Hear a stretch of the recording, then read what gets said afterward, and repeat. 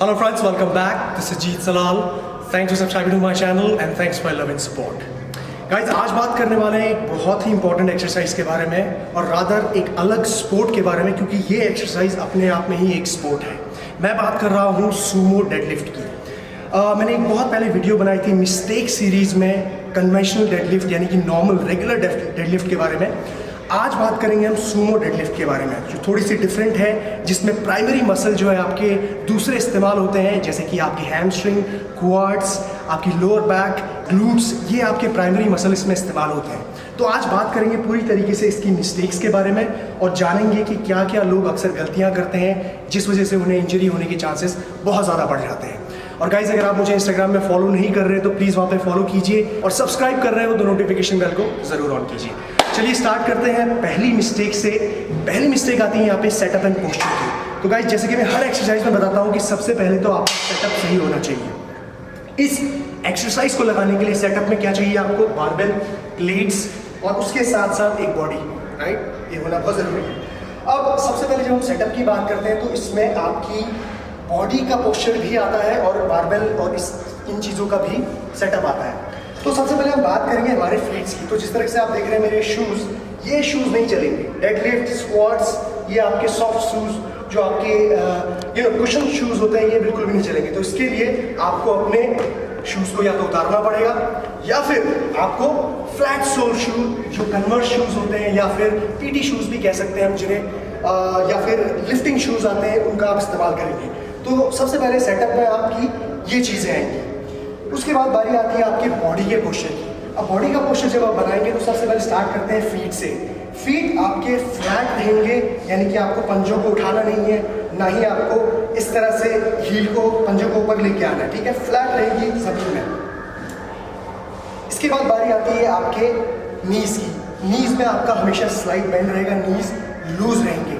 क्या क्या इसकी टेक्निक रहेगी वो हम आगे जानेंगे। उसके बाद बारी आती है आपकी हिप्स की।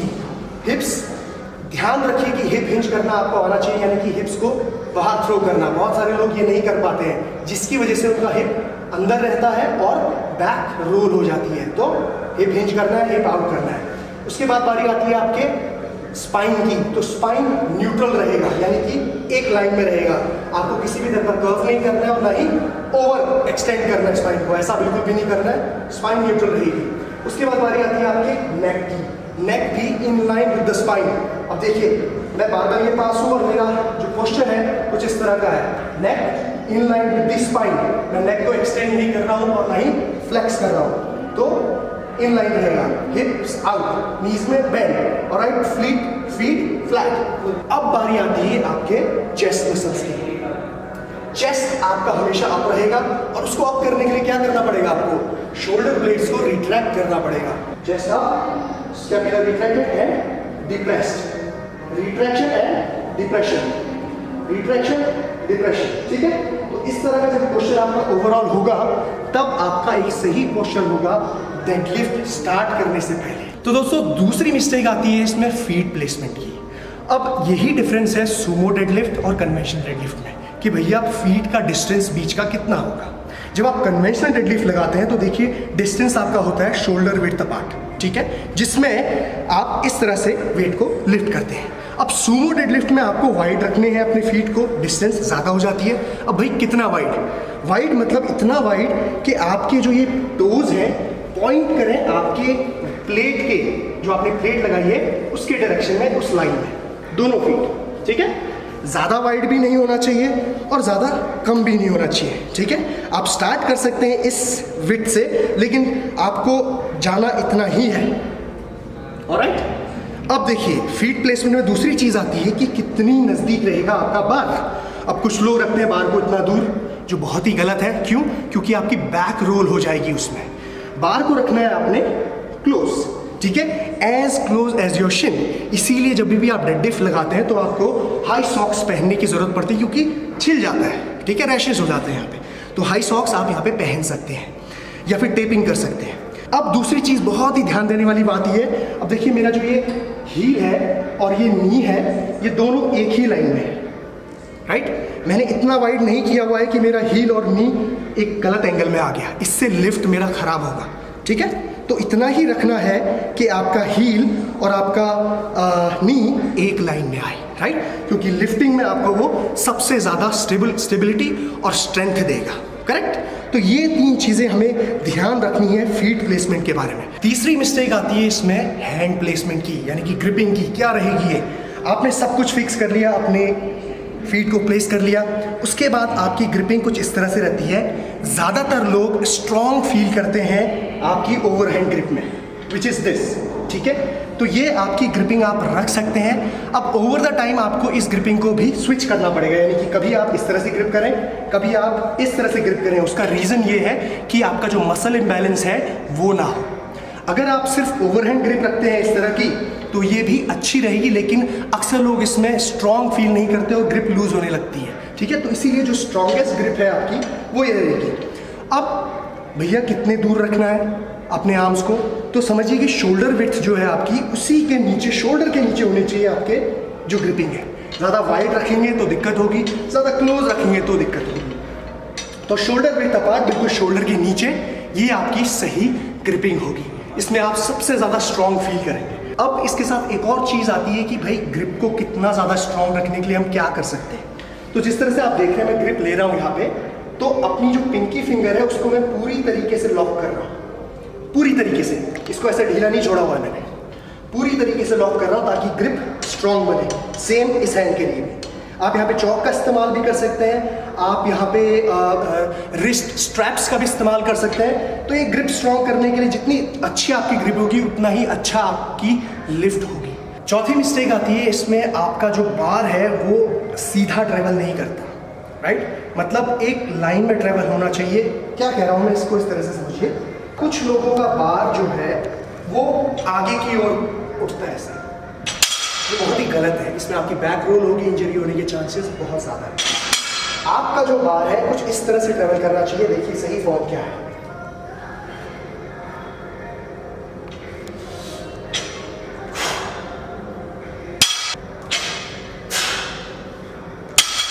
तो बारबेल जो है शोल्डर के लाइन में है और हील की लाइन में है। शोल्डर, हील, बारबेल सब एक लाइन में। देखिए साइड एंगल से, ठीक है? एक लाइन में सब कुछ। अब इसी लाइन में बारबेल आपका ऊपर आएगा। अब इसको करने के लिए क्या करना है? सबसे पहले तो आप जो लिफ्टिंग का स्टार्टिंग पॉइंट है वो फीट से होगा, यानी कि आप फीट को ड्राइव करेंगे नीचे की ओर। मैंने बहुत बार बताया कि ची यानी कि एनर्जी जो जनरेट होती है वो फीट से, हील से होती है। तो आप अपने हील को नीचे ड्राइव करेंगे, नीचे प्रेस करेंगे, तब जाके बारबेल ऊपर आएगा। उसके साथ साथ आप अपने हिप्स को पीछे करेंगे, बैठाएंगे नीचे, ठीक है? और नीज को बेंड करेंगे और अपने शोल्डर को पीछे थ्रो करेंगे। ये तो ऑटोमेटिकली एक टेंशन बिल्ड हो गई यहाँ पे, जो बारबेल को ऊपर लिफ्ट कर रही है। ये ओके। अब यहाँ से आप लेग्स का इस्तेमाल करेंगे और ऊपर। अब टुवर्ड्स दी एंड जो आप देख रहे हैं, मैं अपने हिप्स को अंदर ड्राइव कर रहा हूँ हल्का सा। इसकी वजह से क्या होता है, इसमें दो टेक्निक्स हैं। जब आप वेट को लिफ्ट कर रहे हैं तो आप अपने ग्लूट्स और अपने हैमस्ट्रिंग, अपने क्वाड्स का इस्तेमाल कर रहे हैं वेट को इतना ऊपर लेके आने के लिए। अब जब आखिरी का आपका मूवमेंट है वो आपका ग्लूट अंदर ड्राइव कर रहा है, तो आपका वेट ऊपर आ रहा है। ओके, तो जैसे आपने देखा कि इसमें आपकी इस्तेमाल हो रही है आपकी ग्लूट्स, हैमस्ट्रिंग, क्वाड्स, एवरीथिंग। इसके साथ साथ आपका अपर बैक और अपर चेस्ट और शोल्डर भी इसमें काम कर रहा है। अगर हम रिट्रैक्टेड मोड में नहीं रखेंगे, डिप्रेस मोड में नहीं रखेंगे शोल्डर को, शोल्डर अगर रोल होने लग गया तो फॉर्म आपकी खराब हो जाएगी। तो ये पोस्चर मेंटेन करना भी बहुत ज़रूरी है अपर बैक का, ये पोस्चर, ताकि बार स्ट्रेट लाइन में रहे और आप फिक्स रहें, किसी भी तरह की चांसेस ना हो बैक रोल होने के। इसी के साथ एक इम्पॉर्टेंट बात ये भी है कि आपकी बॉडी में किसी भी तरह का बेंड नहीं होना चाहिए। बेंड एज इन स्पेशली आपके आर्म में, ठीक है? बहुत सारे लोग क्या करते हैं कि डेडलिफ्ट लगा रहे होते हैं और आर्म्स बेंड हो जाते हैं, मतलब एल्बो बेंड कर लेते हैं। तो ये बहुत ही गलत है। एल्बो हमेशा आपके लॉक होने चाहिए ताकि एक स्टेबिलिटी आए फॉर्म में। ज़्यादातर लोगों को जो बाइसेप टेयर होता है वो इसी वजह से होता है क्योंकि बेंड होता है एल्बो। ये इस तरह से उठाते हैं, एल्बो बेंड करके, ये तो बाइसेप में लोड आने की वजह से आपका बाइसेप टेयर हो सकता है, इसीलिए एक फिक्स फॉर्म में रखिए, एल्बो बेंड नहीं होनी चाहिए। अब बारी आती है हमारी लास्ट मिस्टेक की, जो हमारे इसेंट्रिक पार्ट की है। अब इसेंट्रिक पार्ट क्या होता है? बारबेल को नीचे लेके आया जाता है। वैसे तो डेडलिफ्ट में इसेंट्रिक पार्ट का कोई मतलब नहीं है ज़्यादा, आप कॉन्सेंट्रिक मूवमेंट में इसका बेनिफिट लेते हैं, लेकिन इसेंट्रिक पार्ट में इसलिए कह रहा हूँ क्योंकि आपको इंजरी होने के चांसेस हो सकते हैं। अब जब आपका भार ऊपर लिफ्ट हो गया है तो उसके बाद कुछ लोग क्या करते हैं, नीज पहले बेंड कर देते हैं, जिसकी वजह से बारबेल आपका नीज में टकराने लगता है। देखिए क्या हो रहा है, आपने लिफ्ट किया और नीज पहले बेंड कर दिए तो बारबेल आपका टकराएगा। सबसे पहले आपको क्या करना है, हिप्स को बाहर थ्रो करना है। जैसे ही आप हिप्स बाहर थ्रो करेंगे और नीचे बैठेंगे तो ऑटोमेटिकली जो रिस्ट्रिक्शन होगा नी का बारबेल में वो नहीं होगा। जब भी आप बारबेल को नीचे रख रहे हैं तो पूरा आपको ड्रॉप होना है। अगेन लिफ्ट के लिए यानी कि आप नीज को आपने बेंड नहीं किया और हिप्स को आपने ऊपर रखा हुआ है, ये गलत पोस्चर है। कुछ लोग इस तरह से लिफ्ट करते हैं, गलत है। जब तक आप नीचे नहीं बैठेंगे तब तक ये फिक्स स्टेबल पोजीशन नहीं आएगी, ठीक है। नीज बेंड होंगे, हिप्स आउट होंगे, तब जाके आप एक स्टेबल पोजीशन में आएंगे दोबारा से लिफ्ट करने के लिए। ओके, तो गाइस ये बहुत ही डिफिकल्ट एक्सरसाइज है सुमो डेडलिफ्ट, और इसे समझना बहुत इंपॉर्टेंट है। और धीरे धीरे जब आप प्रैक्टिस करेंगे तब इसकी बारीकी को समझ पाएंगे। आई नो कि वीडियो बहुत लंबी हो गई है, और लंबी ही होगी क्योंकि इतने सारे पॉइंट्स हैं डिस्कस करने वाले।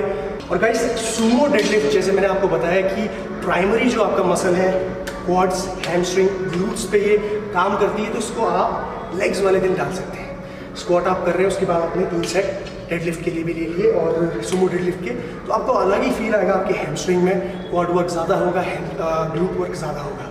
तो इस तरह से आप इसको अपने प्रोग्राम में फिट कर सकते हैं। और डेडलिफ्ट, स्क्वाट्स या सुमो डेडलिफ्ट या फिर कन्वेंशनल डेडलिफ्ट बहुत ही डिमांडिंग एक्सरसाइज हैं।